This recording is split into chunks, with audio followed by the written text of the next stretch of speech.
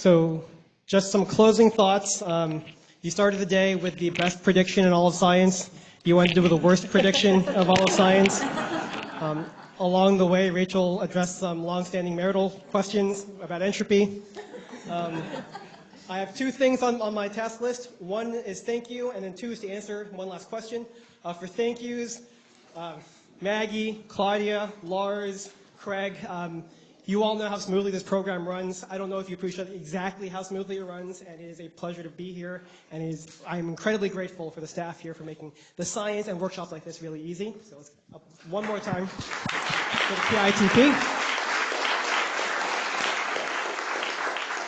And the one last thing is I was asked to answer, why is this important? And you all probably know the cheap answer. The cheap answer is technology. Scientific progress is technology, technology is economy, all of this is good. I think nobody in this room does this because of technology. And a more correct answer, a more accurate answer might be the response from the Fermilab director, Robert Wilson, in 1969, his congressional testimony. He was asked about the National Lab. Is the National Lab in any way connected to our hopes of security of the country? And his answer was, no, sir, I do not believe so. It only has to do with the respect with which we regard one another, the dignity of men, our love of culture. So let me sidebar on that. If you have anthropology friends, and I wish I had more, but I was a hopeless physics major, they would tell you every human culture has had a cosmology. And I don't mean this percent dark matter, that percent dark energy. I mean every human culture has been defined by their understanding of their place in the universe, humanity's place in the universe. Our scientific culture, our present modern human culture, is defined by things like quantum field theory. It's defined by the tools that we use, the language that we speak, and the tremendous orders of magnitudes of scale with which these ideas are relevant, which I think that's something we have seen in these talks.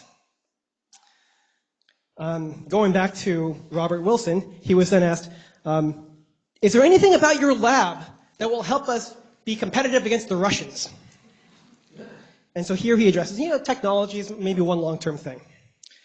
But he goes back to this. Otherwise, this lab, this research, fundamental science, has to do with, are we good painters, good sculptors, great poets? I mean, all the things that we really venerate and honor in our country and are patriotic about. In this sense, new knowledge has nothing to do with honor and country, but new knowledge has all to do with honor and country, but it has nothing to do directly with defending our country, except to make it worth defending.